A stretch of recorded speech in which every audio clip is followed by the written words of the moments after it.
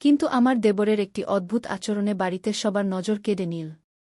সে একদিন গরু নিয়ে এসে বলল, আমি এটা এনেছি যাতে এর দুধ খেয়ে দ্রুত বড় হতে পারি এবং শক্তিশালী হতে পারি। সবাই তার এই মায়ামা আচরণে হেসে উঠল। কিন্তু আমার শ্বশুর তাকে গম্ভীরভাবে নিয়ে বললেন, ভালো কাজের জিনিস এনেছ। আমার স্বামী আমাকে বললেন, বউ হয়ে শ্বশুরবাড়িতে বুদ্ধি বিলানো তো গুনাহই মনে করা হয়, তাই তুমিও এই বিষয়ে চুপ থাকো। এমনই দিন কেটে যেতে থাকল এবং আমি প্রতিদিন সকালে উঠে আমার দেবরের নাস্তার ফরমাইশ পূরণ করতাম। তার ছোট ছোট কথায় বাড়িতে একটি মিষ্টি রঙিন আবহাওয়া তৈরি হতো, কিন্তু কোথাও না কোথাও তার কিছু সিদ্ধান্ত আমাকে অবাক করে দিত। প্রতিদিন সকালের রুটিন প্রায় একই রকম হতো। প্রথমে শ্বশুর নাস্তা করে বাড়ি থেকে বেরিয়ে যেতেন, তারপর আমার স্বামী দোকান খুলতে রওনা হতেন। এখানকার লোকেরা সকালেই বাজারে পৌঁছাতে শুরু করে, তাই তাকে দ্রুত দোকান খুলতে হয়। দেবর জেগে উঠে সরাসরি গরুর তাজা দুধ বের করে কিছু না খেয়েই পান করতে শুরু করত। এটা আমার কাছে একটু অদ্ভুত লাগত, কিন্তু স্বামী বুঝিয়ে দিয়েছিলেন যে এই বিষয়ে আমার কিছু বলা উচিত নয়। যখন আমি দেবরকে নাস্তা সম্পর্কে জিজ্ঞাসা করলাম, সে শুধু এতটুকু বলল যে প্রথমে এই দুধ পান করব, তারপর 2 ঘন্টা পরে কিছু খাব, এবং নিজের ঘরে চলে গেল। আসলে আমার দেবরের বয়স এমন ছিল যেখানে সে দ্রুত বড় হতে চাইত, কিন্তু তবুও সে ছিল পরিবারের আদরের। তার প্রতিটি ফরমাইশ পূরণ করা হতো। সে নিজের পরিশ্রমে টাকা জমিয়ে গরু কিনেছিল, যার সমস্ত যত্ন সে নিজেই নিত। তার ঘর ছিল শিশুদের জন্য আকর্ষণের কেন্দ্র। সেখানে যে কম্পিউটার রাখা ছিল, এই এলাকায় কারও কম্পিউটার থাকা ছিল দুর্লভ। দিন এমনই কাটছিল। আমার স্বামী ছিলেন ভালো মানুষ, কিন্তু কাজে এত ব্যস্ত থাকতেন যে আমাদের জন্য সময় বের করতে পারতেন না। আমাদের বিয়ে সম্ভবত এই উদ্দেশ্যেই হয়েছিল যে বাড়িতে একজন মহিলা থাকবে যিনি ঘরের কাজকর্ম দেখবেন। আমরা কখনো কোথাও ঘুরতে যেতাম না, না বাইরে খাওয়ার কোনো রেওয়াজ ছিল। আমার ননদ, যে আমার দুঃখ বুঝতে পারত, আমার সত্যিকারের সঙ্গী হয়ে উঠেছিল। 4 সন্তানের মা হতে হতে সে নিজেও তার জীবনের বোঝার নিচে ব্যস্ত হয়ে পড়েছিল। তারপর একদিন একটি অদ্ভুত ঘটনা ঘটল। আমি দেবরকে আমার ঘরে কিছু লুকোতে দেখলাম। যখন আমি ভিতরে গেলাম, আমার জিনিসপত্র ছড়ানো ছিল, কিন্তু কিছুই হারায়নি। তখন আমি ভাবলাম, দেবর কেন আমার ঘর তল্লাশি করল? তারপর একদিন যখন আমি তার ঘর পরিষ্কার করছিলাম, তখন সেখানে আমার নিজের একটি ছবি পেলাম যা আমি মায়ের বাড়ি থেকে এনে রেখেছিলাম। এই ছবিতে আমি খুব সুন্দর দেখাচ্ছিলাম।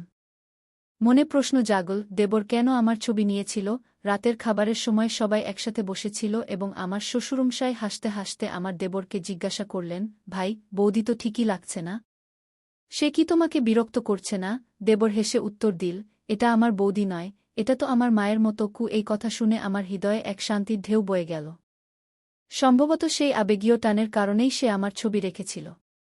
একজন মায়ের মতোই আমি তার যত্ন নিতাম, তার কাপড় ধুতাম, তার ঘর পরিষ্কার করতাম, তাকে নাস্তা বানিয়ে দিতাম এবং মাঝে মাঝে তার প্রয়োজনীয়তাও জিজ্ঞাসা করতাম। আমার প্রশ্নের উত্তর আমি পেয়ে গিয়েছিলাম। 2 ঘন্টার বিশ্রামের কথা ছিল, কিন্তু মিথ্যা বলতেও হয়েছিল। আমি তাকে বললাম, তুমি যাও, বিশ্রাম করো, কিছুক্ষণ ঘুমাও। কিন্তু তারপর উঠে বাইরে চলে এলাম। আমরা দুজন মাতাল হয়ে ঘোল পান করছিলাম, এমন সময় দরজায় হঠাৎ করাঘাত শোনা গেল। দরজা খুলতেই দেখা গেল, সামনে একজন লোক হাতে একটি টকরি নিয়ে দাঁড়িয়ে আছে।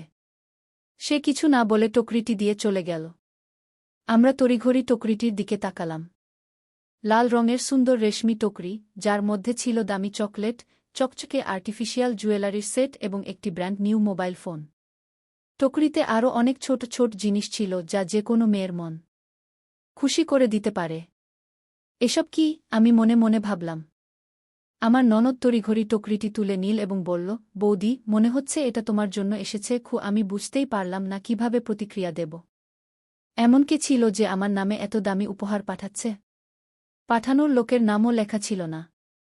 আমি মনে মনে ভাবলাম, হয়তো আমার স্বামী পাঠিয়েছে, কিন্তু তারপরই এই ভাবনা নাকচ করে দিলাম। আমার স্বামী তো সাধারণ মানুষ, দোকানদার। এমন উপহার পাঠানোর কথা তার মাথাতেই আসবে না। সেই রাত আমি ভাবতে ভাবতে কাটিয়ে দিলাম, শেষ পর্যন্ত কে এই সব পাঠাল? পরের সকালে আমার ননদ আবার সেই টকরির কথা তুলল। আমার কাছে আগে থেকে একটি মোবাইল ছিল, তাই আমি নতুন ফোনটি তাকেই দিয়ে দিলাম, যাতে এই বিষয়টি শেষ হয়ে যায় এবং কেউ আর প্রশ্ন না করে। কিন্তু মনে এখনও এক উৎকণ্ঠা ছিল, শেষ পর্যন্ত কে এই সব পাঠাল? কিছুদিন পর আরেকটি উপহার এল। এবার তো হৃদয়ে জোর ধাক্কা লাগল। দরজায় ছিল ফুলের একটি সুন্দর গুচ্ছ এবং তাতে আমার নাম লেখা ছিল। এত সুন্দর ফুল, যার সুবাসে পুরো ঘর মোহিত হয়ে উঠল। আর ঠিক সেই মুহূর্তে আমার স্বামী এটি দেখে ফেল। তার চোখে ছিল প্রশ্ন, কে পাঠাচ্ছে এগুলো? আমি অজুহাত দিতে চেষ্টা করলাম, কিন্তু সে আমাকে বিশ্বাস করতে রাজি ছিল না। সে বলল, আমি জানি তুমি সুন্দর, সম্ভবত আমি তোমার যোগ্যও নই। কিন্তু আমাদের বিয়েতে বিশ্বাসের রেওয়াজ আছে। যদি এটা আবার ঘটে, আমি ক্ষমা করব না। কি তার চোখে যে ব্যথা এবং অস্থিরতা ছিল, তা আমার হৃদয়ে গেঁথে গেল। আমি বললাম, প্রথমে আমার কথা শুনো, আমাকে দোষারোপ করার আগে। কিন্তু আমার স্বামীর উত্তর শুনে আমি হতবাক হয়ে গেলাম। সে বলল, দেখো, তুমি এই ঘরে এসেছ, আর তখন থেকেই এই সব অদ্ভুত জিনিস শুরু হয়েছে। এর আগে তো এখানে কেউ কখনো ভুলেও ফুল পাঠায়নি। আমি সব জানি। যদি আমি চুপ থাকি, তার মানে এই না যে আমি বোকা। তার এই রুদ্র রূপ দেখে তাকে মানানো যুদ্ধের চেয়ে কম কঠিন ছিল না। যদিও তার কথায় যুক্তি ছিল। পুরুষরা বোকা নয়, আর অকারণে কেউ কারো ঘরে উপহার পাঠাবে না, বিশেষ করে 2 বার। কিন্তু আমি কি বলতে পারতাম? যে ডেলিভারি করত, তার কাজ শুধু জিনিসটা দেওয়া। যদি তাকে জিজ্ঞাসাও করতাম, সে বলতে পারত না। তার কাজ তো শুধু ডেলিভারি করা, চাকরি করা। আমার শুধু এই ভুল বোঝাবুঝির ভয় ছিল, যাতে আমার ঘরের সুখ নষ্ট না হয়ে যায়। মন হালকা করার জন্য আমি আমার বোনের সাথে কথা বললাম। সে উদ্বিগ্ন হয়ে বলল, দিদি, মনে হচ্ছে কেউ তোমার পিছনে লেগে গেছে, তাই বারবার উপহার পাঠাচ্ছে। আমি তাকে বোঝানোর চেষ্টা করলাম, দেখ, আমাকে তো কেউ দেখেই না। বিয়ের পর শুধু তোমাদের বাড়ি আর নন্দের বাড়ি গিয়েছি। সেখানে তো বাচ্চা এবং শ্বশুর শাশুড়ি ছাড়া কেউ নেই। তাহলে এসব কেন হচ্ছে? দিন কেটে গেল, এবং যেভাবে হোক আমার স্বামীর রাগ ঠান্ডা হল। কিন্তু মনে এখনও এই কষ্ট ছিল। সেই দিনের কথা, দুপুরের সময়। সবাইকে খাওয়ানোর পর আমি কিছুক্ষণ বিশ্রাম নিতে শুয়েছিলাম। যদিও আমার ঘুম আসছিল না, শুধু এ ভাবনায় শুয়েছিলাম যে যেন ঘুমিয়ে না পড়ি এবং সন্ধ্যার চায়ের সময় না মিস হয়ে যায়। আমার ঘরের সামনে জালির পর্দা ছিল, যার মাধ্যমে আমি বাইরের দৃশ্য দেখতে পেতাম, কিন্তু বাইরের কেউ আমাকে দেখতে পেত না। এমন সময় দরজায় করাঘাত শোনা গেল। আমি উঠতে যাচ্ছিলাম, কিন্তু আমার দেবর দরজা খুলতে এগিয়ে গেল। আমি ভাবলাম, ভালোই হয়েছে, সে দেখে নেবে কে এসেছে। হয়তো পাড়ার কোনো মহিলা। কিন্তু সামনের দৃশ্য দেখে আমি হতবাক হয়ে গেলাম। সেই একই ডেলিভারি ব্যক্তি আবার একটি বড় উপহার নিয়ে দাঁড়িয়ে আছে। এবার আমার দেবর সেই উপহারটি নিজের কাছে রাখল।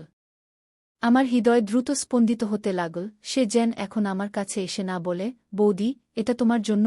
আমি তৎক্ষণাৎ বাথরুমে চলে গেলাম, যাতে সে আমাকে না পেয়ে ফিরে যায়। গেলেও সে আমার ঘরে আসেনি। কিছুক্ষণ পরে যখন আমি বাইরে বের হলাম, সে তার নিজের ঘরে চলে গিয়েছিল। এখন সন্দেহের সূচক আমার দিকে ঘুরছিল। একদিন আমি আমার দেবরকে ফোনে কথা বলতে শুনলাম এবং তার কথাগুলো আমার মনকে নাড়া দিয়েছিল। এটি কোনো সাধারণ বিষয় ছিল না। এর আগে আমি কখনো এদিকে মনোযোগ দিইনি, কিন্তু এখন যেন সবকিছু স্পষ্ট হয়ে গেছে।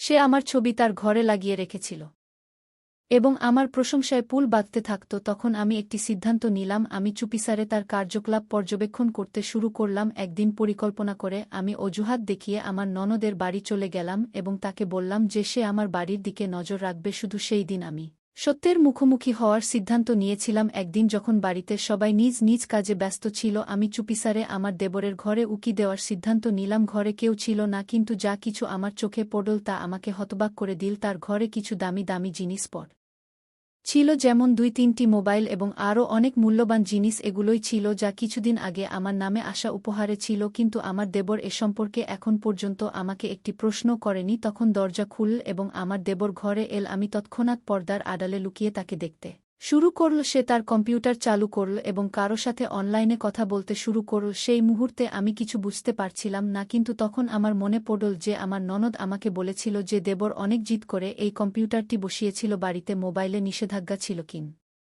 সে তার কম্পিউটারের মাধ্যমে সোশ্যাল মিডিয়ার সব ওয়েবসাইট খুলছিল। আমি মনোযোগ দিয়ে দেখলাম তার প্রোফাইলে একটি খুব সুন্দর মেয়ের ছবি লাগানো ছিল। এই ছবি কার ছিল তা বুঝতে আমার কিছু সময় লাগল, কিন্তু যখন সে কারো সাথে কথা বলতে বলতে বলল, হিমা ডার্লিং, তোমার ছবি পাঠাও, তখন আমার হৃদস্পন্দন বেড়ে গেল। হিমা আমারই নাম ছিল। এখন আমি বুঝতে পারলাম যে আমার দেবর আমার নাম এবং ছবি ব্যবহার করে কোনো অপরিচিত ব্যক্তির সাথে কথা বলছিল। সেই ব্যক্তি তাকে বলছিল ছবি পাঠাও এবং সে তাকে পাঠিয়ে দিল। সেই ব্যক্তি প্রশংসায় ডুবে গিয়েছিল। এবং দেবর তার সাহায্যের বিনিময়ে তাকে টাকা দিচ্ছিল। তারপর সেই ব্যক্তি বলে, আমি তোমার অ্যাকাউন্টে টাকা দিয়েছি, এখন তোমার ছবি দেখাও। আমি রেগে গেলাম এবং তৎক্ষণাৎ পর্দার আড়াল থেকে বের হয়ে আমার দেবরকে চুলে ধরে ফেললাম এবং তাকে 2 জোরালো থাপ্পড় মারলাম। এই সব দেখে আমার নন্দ সেখানে চলে এল। সে পুরো পরিস্থিতি বুঝতে পারল এবং তারপর সেও দেবরকে মারল এবং তাকে ঘরে বন্ধ করে দিল। সন্ধ্যায় যখন আমি আমার শ্বশুর এবং স্বামীকে সব কিছু বললাম, তখন তাদের রাগ আকাশ ছুঁয়েছিল। আমার স্বামী তো বলে দিল আমি এটাকে পুলিশের হাতে তুলে দেব, কিন্তু আমার শ্বশুর বলল যদি পুলিশের কাছে পাঠানো হয় তবে সে কি করবে, শুধু আমরা সবাই তাকে আরও লজ্জিত করব। দেবরের কম্পিউটার বিক্রি করে দেওয়া হলো এবং সে যে গাবি কিনেছিল তাও বিক্রি করে দেওয়া হলো। যতগুলো উপহার সে পেয়েছিল সব ফেরত নেওয়া হলো এবং যে টাকা সে তার অ্যাকাউন্টে জমা করেছিল তা সব তার থেকে নিয়ে নেওয়া হলো। তারপর সবাই পালাক্রমে তাকে থাপ্পড় মারল। আমার নন্দের স্বামীও তাকে ছাড় দিল না এবং তার মতো করেই তাকেও শাস্তি দিল। এখন আমি আমার জীবনে এত কিছু খাওয়ার পর এই মানুষের মুখ দেখতেও চাইনি। আমার স্বামী বলতো যদি এটাকে দেখি তবে আমার রাগে জ্বলে যাওয়ার ভয় আছে। সে আমার স্ত্রীর ইজ্জতকে নিলাম করে দিয়েছিল। একদিন আমার ননদ বাড়িতে এসেছিল এবং বলল আজ পরিবারে বিয়ে ছিল, আমি আমার বাচ্চাদের আমার স্বামীর সাথে পাঠিয়ে দিয়েছিলাম। নিজে পেট ব্যথার অজুহাত করে আমি এখানে চলে এসেছি যাতে একটু বিশ্রাম নিতে পারি। আমি হতবাক ছিলাম এবং মনে একটি বোঝা ছিল। ভাবছিলাম একজন মহিলা কিভাবে এই অবস্থায় থাকতে পারে, কিন্তু যা কিছু হতে যাচ্ছিল তা আমার জীবনকে নাড়া দিয়েছিল। আমার শ্বশুর বল হয় তুমি তাকে বাড়ি থেকে বের করে দেওয়ার ব্যবস্থা করো, না হলে আমি এই বাড়ি ছেড়ে চলে যাব। আমার শ্বশুর বলল যদি তাকে বাইরে বের করা হয় তবে আরও খারাপ হবে। তখন তারা একটি উপায় বের করল এবং আমাদের জন্য উপরের তলায় 2টি ঘর বানিয়ে দিল। আমার শ্বশুর আমাদের সাহায্য করল এবং আমাদের পথও আলাদা করে দিল। এখন আমার কাজ শুধু এতটুকু ছিল যে আমি তাদের জন্য খাবার বানিয়ে ট্রেতে করে নিচে পাঠিয়ে দিতাম। বাকি সময় আমি কখনো তাদের সামনে যেতাম না, আমি আমার বাড়িতে থাকতাম। কিন্তু যা কিছু ঘটেছিল তার প্রভাব আজও অনুভূত হচ্ছিল। মনে একটি স্থিরতা ছিল, মাথায় ভয়। প্রতিবার যখনই বাড়িতে কোনো নতুন জিনিস আসত বা কোনো নতুন মানুষ আমাদের সাথে দেখা করত, আমি আমার ছবি নিয়ে ভেবে ভয় পেতাম কোথায় কোথায় আমার ছবি ঘুরছে, লোকেরা কত বড় সংকট হতে পারত। কিন্তু আমার স্বামীর ব্যথা এত গভীর ছিল যে তিনি চুপ থাকতে পারছিলেন না। আমি কখনো আমার ভাইকে ক্ষমা করতে পারব না। যদি সে আমার সামনে আসে আমি নিজেকে নিয়ন্ত্রণ করতে পারব না। আমি জানতাম এই রাগ শীঘ্রই শান্ত হবে না। তার হৃদয় এই ক্ষত থেকে সেরে উঠতে সময় নেবে। আমরা আমাদের পথ আলাদা করে নিয়েছিলাম, কিন্তু একদিন আমার শ্বশুর আমাদের নিচে ডাকলেন। তার মুখে গভীর বিষাদ ছিল। তিনি আমার স্বামীকে বললেন আমি আমার ভুল বুঝতে পেরেছি। তোমার ভাই ভুল ছিল, কিন্তু সে এখন সংশোধনের চেষ্টা করছে। আমি তোমাদের দুজনকে শুধু এক কথা বলতে চাই, সে ভুল করলেও সে তোমাদের নিজের রক্ত। তাকে ক্ষমা করার জন্য হৃদয় বড় করক। আমার স্বামী চুপ ছিলেন। তিনি শুধু তার চোখে জ্বলতে থাকা রাগকে চেপে রাখলেন। কিন্তু তখন আমি আমার স্বামীর হাত চেপে ধরে বললাম, ক্ষমা করাই সবচেয়ে বড় কর্তব্য। ঈশ্বর তাদেরই ক্ষমা করেন যারা অন্যদের ক্ষমা করে। কিন্তু এই কথা আমার স্বামীর জন্য এত সহজ ছিল না। আমি বুঝতে পারছিলাম যে তার সম্মান নিয়ে যে চিন্তা ছিল তা তার জন্য এই রাগকে শান্ত করা এত সহজ করছিল না।